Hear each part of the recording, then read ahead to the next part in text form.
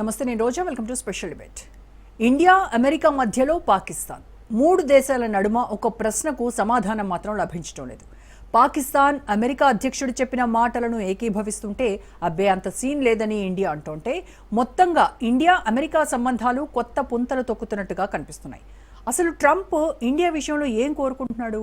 India Pakistan యుద్ధం గురించి పదే పదే ఎందుకు మాట్లాడుతున్నాడు? అసలు యుద్ధం ఎక్కడొచ్చింది? ట్రంప్ యుద్ధం ఎప్పుడు ఆపాడు?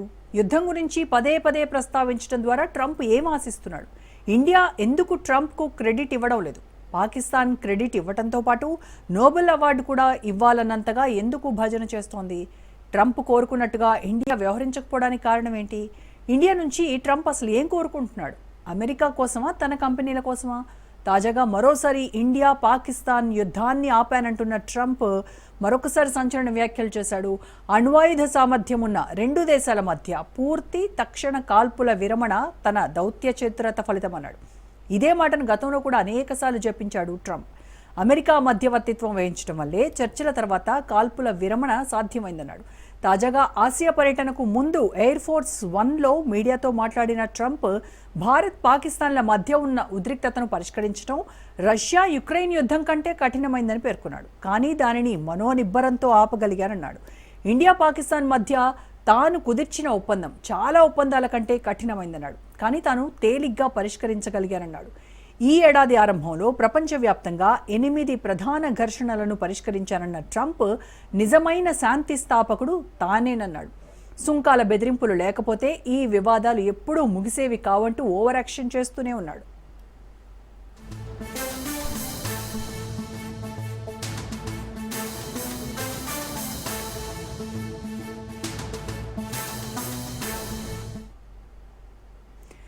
అయితే భారత్ మాత్రం ట్రంప్ వాదనను మొదటి నుంచి తిరస్కరిస్తూ వస్తోంది. కాల్పుల విరమణ నిర్ణయం ఎటువంటి మూడో పక్షం మధ్యవర్తిత్వం లేకుండా ద్వైపాక్షిక చర్చల ద్వారానే జరిగిందని ఇండియా స్పష్టం చేసింది. ఇండియా నిర్ణయాలన్నీ కూడా దేశ ప్రయోజనాల ప్రకారం మాత్రమే ఉంటాయని భారత విదేశాంగ శాఖ స్పష్టం చేసింది. ఇండియా రష్యా చమురు దిగుమతిని నిలిపేస్తుందని ట్రంప్ పదే పదే వ్యాఖ్యానించాడు. ముందుగా రష్యా నుంచి చమురు దిగుమతులను తగ్గించుకుంటుందంటాడు. అంతకుముందు ప్రధాని నరేంద్ర మోదీ రష్యా నుండి చమురు కొనుగోళ్లు నిలిపేస్తామని హామీ ఇచ్చారంటూ పేర్కొన్నాడు. వెంటనే జరగకున్నా కానీ త్వరలో కొనుగోళ్లు ఆగుతాయన్నాడు. అయితే భారత ప్రభుత్వం మాత్రం ట్రంప్ వాదనకు భిన్నమైన క్లారిటీ ఇచ్చింది. దేశ ఇంధన అవసరాలు, వినియోగదారుల ప్రయోజనాల ఆధారంగా మాత్రమే ప్రభుత్వం నిర్ణయాలు తీసుకుంటుందని విదేశాంగ శాఖ స్పష్టం చేసింది. ఏషియన్ సమ్మిట్ సందర్భంగా రష్యా అధ్యక్షుడు వ్లాదిమిర్ పుతిన్ను కలుసుకోవాలనే తన ప్రణాళికలను కూడా ట్రంప్ నిలిపేశాడు. చైనా అధ్యక్షుడిని కలవడం కోసం పుతిన్ సమావేశాన్ని కూడా ట్రంప్ వాయిదా వేసుకున్నాడు. షీ జిన్పింగ్తో మాట్లాడితే యుద్ధం కూడా ఆగిపోతుందన్నాడు. ఇక రష్యా చమురు కొనొద్దని చైనాను కూడా కోరతానన్నాడు. ఓవైపు రష్యాను బెదిరిస్తున్నానంటాడు, మరోవైపు చైనాతో డీల్స్ అంటాడు. ఇండియా యుద్ధాన్ని ఆపానంటాడు. ఇవన్నీ చేసినందుకు గాను తనకు ప్రపంచ శాంతి దూత అవార్డు ఇవ్వాలంటాడు. కానీ ఇండియా యుద్ధాన్ని ఆపానని ట్రంప్ చెప్తుంటే మాత్రం అంగీకరించకపోవడంతో లాక్కోలేక పీక్కోలేక సతమతమవుతున్నాడు ట్రంప్. దీనికి సంబంధించి పూర్తి విశ్లేషణ అందించడానికి ప్రముఖ రాజకీయ సామాజిక విశ్లేషకులు సీనియర్ జర్నలిస్ట్ అంది సత్యం గారు మనతో జాయిన్ అవుతున్నారు. నమస్కారం అండి సత్యం గారు. నమస్తే అండి. సత్యం గారు, ట్రంప్ పదే పదే భారత్ పాకిస్తాన్ మధ్య యుద్ధాన్ని నేనే ఆపాను అని చెప్పడాన్ని మనం ఎట్లా చూడాలంటారు? ఇటువైపు భారత్ ఏమో దీన్ని తిరస్కరిస్తూ ఉంది. లేదు మహాప్రభో, ఇది ద్వైపాక్షిక చర్చల ద్వారా మేము చూసుకున్నటువంటిది, నీ ప్రమేయం ఏమీ లేదు అని కుండబద్దలు కొడుతున్నప్పటికీ కూడాను లేదు, నేనే శాంతి కాముకుని, నేనే శాంతి దూత అవతారం ఎత్తాను అని చెప్పేసి చెప్తున్నాడు. దీనికి తోడు పాకిస్తాన్ కూడా ఎస్ అవును ట్రంప్ మాత్రమే ఇది చేయగలిగాడు అని చెప్పేసి ఒత్తాసు పలుకుతా ఉంది. సో మొత్తం ఈ సినారియోని ఎలా అర్థం చేసుకోవాలి? వాస్తవానికి ట్రంప్ యొక్క స్టేట్మెంట్ ఇండియన్ గవర్నమెంట్కి అరాసింగ్ ఉంది. గత దరిదాపు ఆయన ఇప్పుడు 34-35 సార్లు నేనే యుద్ధం ఆపానన్నాడు. ఆ యుద్ధం ఆపట్లో నా చతురత, తర్వాత టారిఫ్ అనేటువంటి విషయాన్ని కూడా వెపన్గా వాడాను, తర్వాత వాణిజ్యం అనేటువంటి ఆశ పెట్టాను, అందువల్లనే యుద్ధం ఆగిందని చెప్పేసి ఇప్పటికే చాలాసార్లు చెప్పారు. అయితే వాస్తవానికి పదే పదే మన ఇండియన్ గవర్నమెంట్ ఆ మాటను ఎందుకు ఖండిస్తుందంటే, ఒకటి మనం చేసుకున్నటువంటి సిమ్లా ఒప్పందంలో ఈ రెండు పాకిస్తాన్ ఇండియా అంగీకరించినటువంటి విషయాలు ఏంటంటే, ఇది ద్విపక్ష ఒప్పందం ద్వారానే మనం పరిష్కారం కనుక్కోవాలి, ఎన్నాళ్ళున్నా మనం రెండు పార్టీలే ఉండాలని చెప్పేసి రెండు దేశాలు సంతకాలు పెట్టినాయి. దానికి అనుగుణంగానే గత 50 ఏళ్లుగా అమెరికా చాలా మాటలు కాశ్మీర్ సమస్య నేను పరిష్కరిస్తానని స్టేట్మెంట్ ఇచ్చినప్పుడల్లా మన దేశంలో ఏ ప్రధానమంత్రి అని ఉండేవండి, వాజ్పేయి ఉండేవండి, రాజీవ్ గాంధీ ఉండేవండి, లేకపోతే ఇందిరాగాంధీ ఉండేవండి, లేకపోతే ఇప్పుడు మోడీ ఉండండి, ఒకటే వైఖరి అనుభవించారు. నోనో, ఇది ద్విపక్ష ఒప్పందం, బయలాటరల్ రిలేషన్స్ లో భాగంగా పరిష్కరించుకున్న విషయం. ఇద్దరం సంతకం చేసుకున్నాం, యాక్సెప్ట్ చేశాం, మోడాలిటీస్ కూడా సంతకం పెట్టుకున్నాం, అందుకని నీ ఇన్వాల్వ్మెంట్ అవసరం లేదని అందరు ప్రధానులు రిజెక్ట్ చేశారు అమెరికన్ యొక్క ఇన్వాల్వ్మెంట్ ని. ఇప్పుడు వచ్చేసరికల్లా యుద్ధాన్ని నేనే ఆపే వరకల్లా మోడీ గారికి కాస్త ఎంబరాసింగ్ ఉంది. ఎందుకంటే వెంటనే ప్రతిపక్షాలు అట్లట్లా వాజ్పేయి ప్రధానమంత్రి ఉన్నప్పుడు కూడా లాహోర్ డిక్లరేషన్ లో సిమ్లా ఒప్పందాన్ని రిపీట్ చేశారు. మన ద్విపక్ష ఒప్పందం ద్వారానే వీటన్నిటిని పరిష్కరించుకుందామని లాహోర్ డిక్లరేషన్ లో వాజ్పేయి ఆధ్వర్యంలో మళ్ళీ రిపీట్ చేశారు.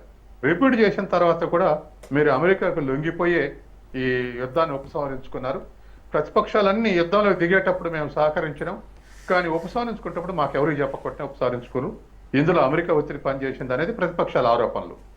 ఈ ఆరోపణల్ని రాటిఫై చేస్తున్నట్టుగా ఇవాళ ట్రంప్ యొక్క స్టేట్మెంట్లు బాగా ఎంబరాసింగ్ ఉంది మోడీకి. ఎందుకంటే నేనే ఆపానంటే మరి ఈ రెండు ఏమైంది, లాహోర్ డిక్లరేషన్ ఏమైంది, సిమ్లా ఒప్పందం ఏమైంది అనేటువంటి ప్రశ్నలు తలెత్తినాయి. కాబట్టి మోడీ గవర్నమెంట్ వాయిలేట్ చేసింది, అమెరికా ఒత్తిడికి లోనైందని చెప్పేసి ప్రతిపక్షాలు ఇప్పటి వరకు కూడా విమర్శిస్తూ వస్తున్నాయి. కాబట్టి భారతదేశం యాక్సెప్ట్ చేయండి, అందుకే అమెరికన్ ట్రంప్ యొక్క స్టేట్మెంట్ ని యాక్సెప్ట్ చేయట్లేదు, ఇది నువ్వు చేసింది కాదని. కానీ తర్వాత పాకిస్తాన్ ఎందుకు రెస్పెక్ట్ ఇస్తుందంటే, పాకిస్తాన్ ఎక్స్పెక్ట్ చేసిన దానికన్నా ముందే ఇండియా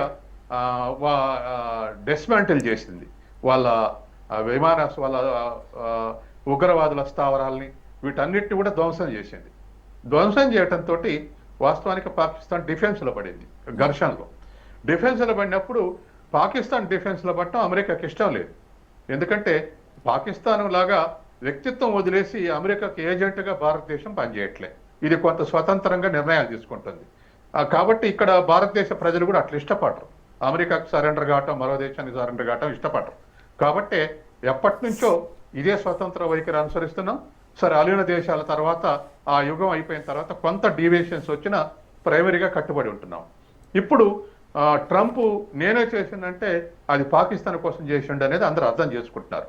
అంటే పాకిస్తాన్ ఇంకొక 2 రోజులు ఇదే విధంగా భారతదేశం దాడులు చేసి ఉంటే పాకిస్తాన్ కొలాప్స్ అయ్యేటటువంటి ఎక్స్పెక్టేషన్స్ ఉన్నాయి. కాబట్టి పాకిస్తాన్ రిక్వెస్ట్ మేరకే ట్రంప్ పాకిస్తాన్ సేవ్ చేయడానికే ఈ విధమైనటువంటి భారతదేశంతో కూడా కాల్పులు విరమణ చేశారు. అందుకనే అమెరికన్ ఇన్వాల్వ్మెంట్ ఉంది పాకిస్తాన్ సేవ్ చేయడానికి అనేటువంటిది ఇవాళ నడుస్తున్నటువంటి చర్చనీయాంశం. కాబట్టి ట్రంప్ మంచి పని చేసిండనే పాకిస్తాన్ అంటుంది, ట్రంప్ చేస్తే మేము ఉపసంహరించుకోలేదు, పాకిస్తాన్ రిక్వెస్ట్ చేస్తేనే, సైన్యాధ్యక్షుడు రిక్వెస్ట్ చేస్తేనే మేము ఉపసంహరించుకుని చెప్పేసి భారతదేశం అంటుంది. ఈ విధమైనటువంటి కాంట్రవర్సీ ఎందుకుందంటే, పొలిటికల్ డిబేట్లకు వస్తే అది డిఫెన్స్ లో పడే అవకాశం ఉంది ఎవరికి వాళ్ళే. కాబట్టి భారతదేశం యాక్సెప్ట్ చేయట్లే. అమెరికా ప్రెజర్ ఉందా లేదా తర్వాత సంగతి, కానీ మేము ట్రంప్ చెప్తే వినలేదు, అమెరికా ఇన్వాల్వ్మెంట్ తోటి ఏం లేదు, పాకిస్తాన్ కాలబేరానికి వస్తేనే మేము వెనక్కు దగ్గరమని ఒక స్టేట్మెంటు, పాకిస్తాన్ రిక్వెస్ట్ మేడకైతే ఒక స్టేట్మెంటు, పాకిస్తాన్ ఆ యుద్ధ స్థాయిలో ఉన్నటువంటి ఫోర్ ఫ్రంట్ లో ఉన్నటువంటి బ్రిగేడియర్ యొక్క రిక్వెస్ట్ మనలతో మాట్లాడితేనే ఉపసంహరించుకున్నాడు మరొకటి స్టేట్మెంట్. ఇటువంటి స్టేట్మెంట్ తోటి మొత్తం మీద మేము ట్రంప్ని యాక్సెప్ట్ చేయలేదు, ట్రంప్ ఇన్వాల్వ్మెంట్ లేదని ప్రకటిస్తున్నారు. కానీ ఈ ట్రంప్ యొక్క స్టేట్మెంట్లు ఇవాళ ఎంబరాసింగ్ ఉంది ఇప్పుడు ఉన్నటువంటి నేషనల్ గవర్నమెంట్ కు.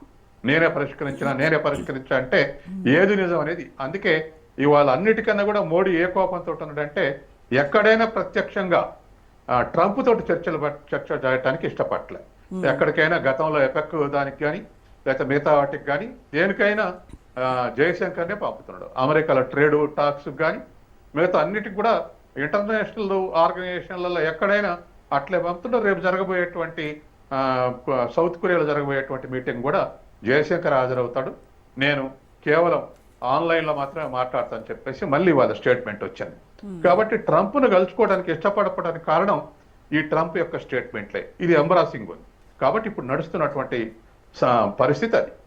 అంటే ఇప్పుడు మనము లేదు నీ ఇన్వాల్వ్మెంట్ ఏం లేదని మనం చెప్తున్నాం, ఇటేమో పాక్ ఏమో లేదు ట్రంప్ ఇన్వాల్వ్మెంట్ వల్లనే ఇది జరిగింది అని చెప్పడము. ఈ మొత్తము ట్రంప్ స్ట్రాటజీ కేవలం ఆయన పొలిటికల్ ఇమేజ్ని పెంచుకోవడం కోసమా, లేదంటే నిజంగానే అమెరికా విదేశాంగ విధానమే ఇలా ఉంటుందా? ఖచ్చితంగా తన ఇమేజ్ పెంచుకోవడానికే.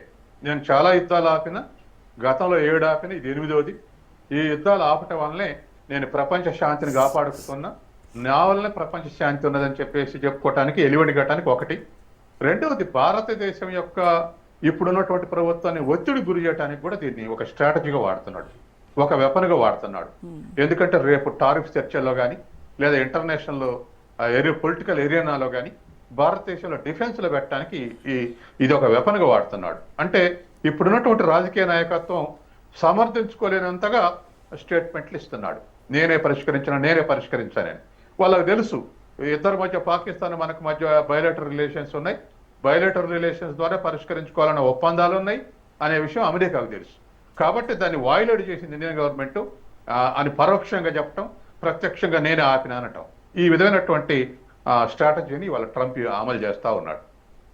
ఈ భారత్ పాక్ మధ్య ఉన్నటువంటి ఈ బయోలేటరల్ రిలేషన్స్ కావచ్చు, మిగతా ఇంకా డీల్స్ ఏవైతే ఉన్నాయో వీటిపైన ఈ ట్రంప్ మధ్యవర్తిత్వం చేశానని చెప్పడం అనేది ఏమైనా ఎఫెక్ట్ పడుతుందంటారా?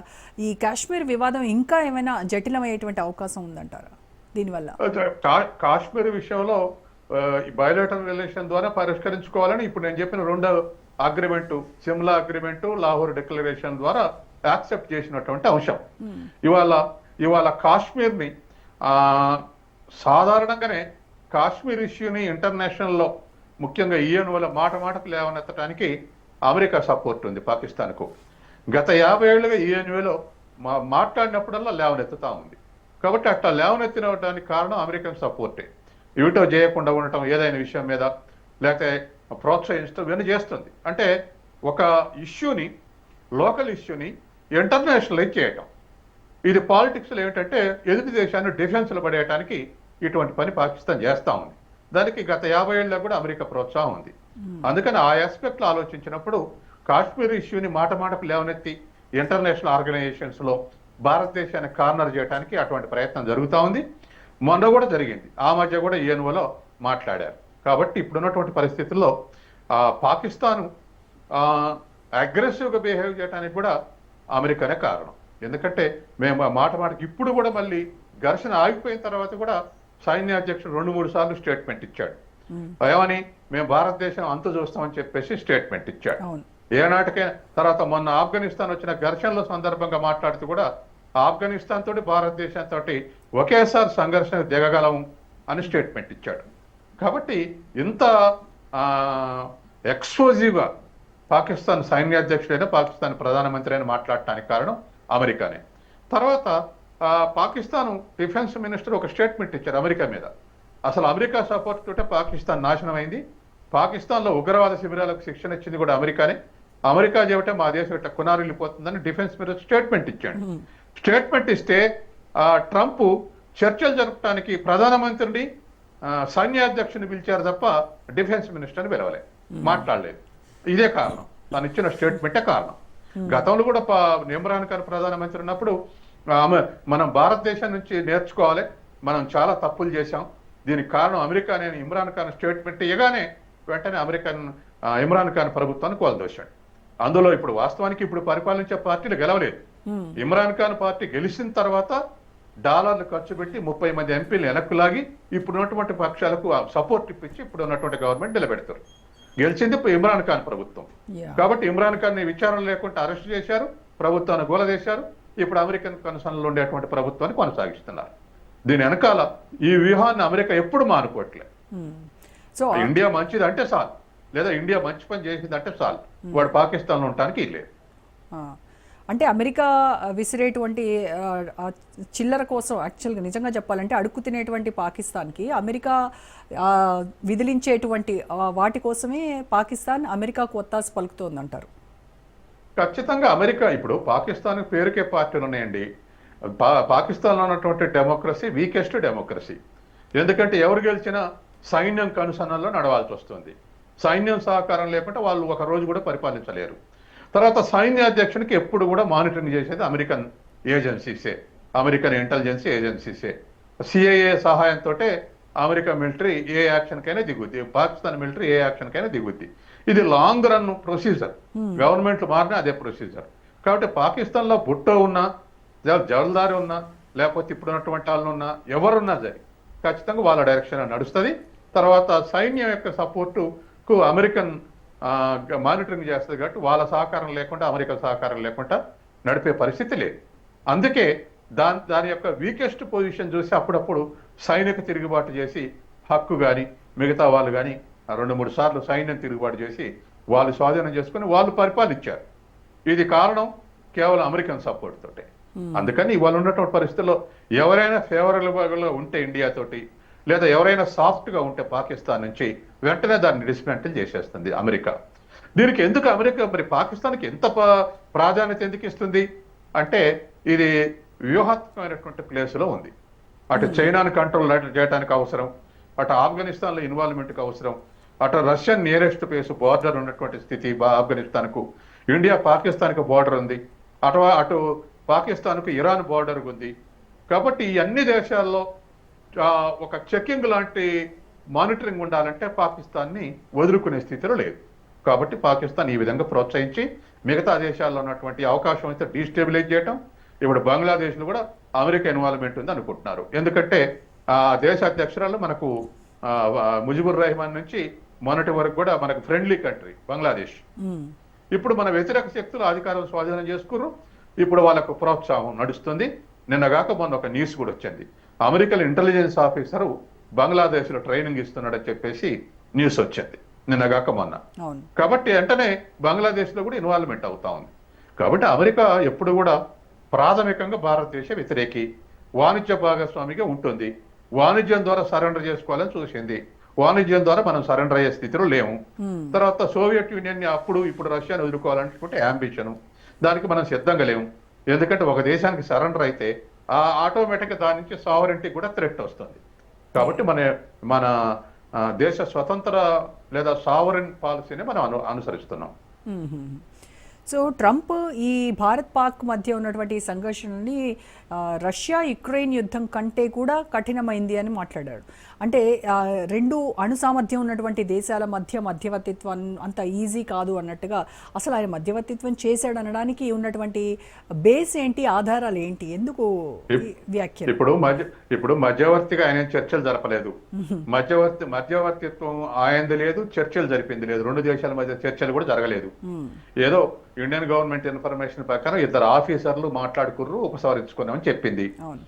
ఇందులో ఎంత నిజం ఉందో అంతలో ఎంత నిజం ఉందో తెలియదు. కానీ ఒక చర్చా వేదిక వచ్చి దానికి వెనక ఉండి ప్రోత్సహించి కలవాలన్నటువంటి తాపత్రపడ్డది, అమెరికా తాపత్రపడ్డది అనేది కూడా లేదు. పాకిస్తాన్ డిఫెన్స్ లో పడుతుంది, కొలాప్స్ అవుతుంది అనేటువంటి ఉద్దేశంతో ట్రంప్ రంగంలో దిగి ఆ మేరకు తన పాత్ర నిర్వహించిండు. రష్యా ఉక్రెయిన్ యుద్ధం కన్నా ఇవి ఆటమిక్ పవర్స్ అనేటువంటి ఉద్దేశంతో అంటుండు.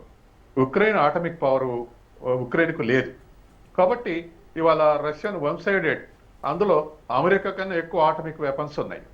అమెరికాకి 5,200 ఉంటే రష్యాకు 5,400 ఉన్నాయి. ఇంకా అగ్రెసివ్ ఉంది. అందుకే రష్యాను చుట్టుముట్టాలని పోతే కూడా రష్యా ఎదురు తిరిగింది, బెదిరించడానికి ప్రయత్నం చేస్తే మొన్న. కాబట్టి ఇప్పుడున్నటువంటి పరిస్థితుల్లో తనకేమిటంటే ఆయుధాలతోటి యుద్ధాలతోటి రష్యాను లొంగ తీసుకోలేము, తనకున్నటువంటి డిఫెన్స్ టెక్నాలజీ తోటి. కాబట్టి ఆర్థికంగా ఒత్తిడి చేసి లొంగ తీసుకోవాలనేటువంటి ఉద్దేశంతో చైనా ఆయిల్ దిగుమతి చేసుకోవచ్చు. భారతదేశం ఇప్పుడు సైకలాజికల్గా మోడీ ఒప్పుకున్నాడు, భారతదేశం ఒప్పుకుంది, ఆయిల్ రష్యా నుంచి మానేస్తుంది అని రోజు స్టేట్మెంట్ ఇస్తున్నాడు. కానీ ఇవాళ ఎకనామిక్స్ టైంపు వీళ్ళు ఇవాళ ఎకనామిక్ డైలీస్ చేసిన రిపోర్టింగ్ ఏమిటంటే నవంబర్ 21 వరకు ఇప్పుడు అమెరికా ఏదైతే డేట్ పెట్టిందో ఆ తర్వాత మేము ఇంకా పెంచుతామని, అప్పటి వరకు కూడా ఇంటాక్ట్ గా రష్యన్ ఆయిల్ మనకు సప్లై అవుతుంది అనేటువంటి స్టేట్మెంట్ వచ్చింది. సహజంగానే ఆ దేశంలో ఉన్నటువంటి ప్రొడక్షన్ క్యాపబిలిటీ, ఇటు తర్వాత షిప్మెంట్ క్యాపబిలిటీ, వీటితోటి రోజు 2 లక్షల బ్యారెల్స్ దిగుమతి చేసుకునేది 1,60,000 బ్యారెల్స్ మనం దిగుమతి చేసుకుంటున్నాం. అది రష్యాలో ఉన్న కండిషన్స్ ఆధారంగా కొద్దిగా తగ్గింది, అంతే తప్ప మిగతా తగ్గలేదు. కాబట్టి మనం ఇవాళ దిగుమతి చేసుకోవటం వల్ల $17 బిలియన్ లాభపడ్డాం. ఇంకా కొంతకాలం పోతే ఇంకా ఎక్కువ ఉండేటువంటి అవకాశం ఉంది. కాబట్టి ఆ స్టేట్మెంట్ కూడా ఇచ్చారు. ఇండియా ఎట్లా లాభపడుతుంది, ఆయిల్ ఇంకొకరికి ఎట్లా అమ్ముద్ది, మనం డీజిల్ యూరోప్కు డీజిల్ మొత్తం మనం రష్యా నుంచి దిగుమతి చేసుకుని శుద్ధి చేసి మనం యూరోప్కి ఎగుమతి చేస్తున్నాం. అందులో అమెరికాకు కూడా కొంత ఎగుమతి చేశాం. ఇప్పుడు ఆ క్యాపబిలిటీ ఇండియాకు ఉండొద్దు. ఆ క్యాపబిలిటీ వల్ల రష్యా రెవెన్యూ వచ్చి యుద్ధాన్ని చేస్తుంది అనేటువంటి వ్యూహంతో ఇవాళ ఇండియా మీద చైనా మీద ఒత్తిడి చేస్తుండు. నిన్న విమానంలో పోతూ కూడా ఒక స్టేట్మెంట్ ఇచ్చాడు. చైనాను కూడా రిక్వెస్ట్ చేస్తా ఆయిల్ దిగుమతి చేసుకోవద్దని అనేటువంటి ఆశలో ఒక స్టేట్మెంట్ కూడా ఇచ్చాడు ట్రంప్. ఆ తర్వాత రెండోది కూడా పుతిన్ స్టబర్న్గా ఉన్నాడు, ట్రంప్ మాట అనడానికి సిద్ధంగా లేడు.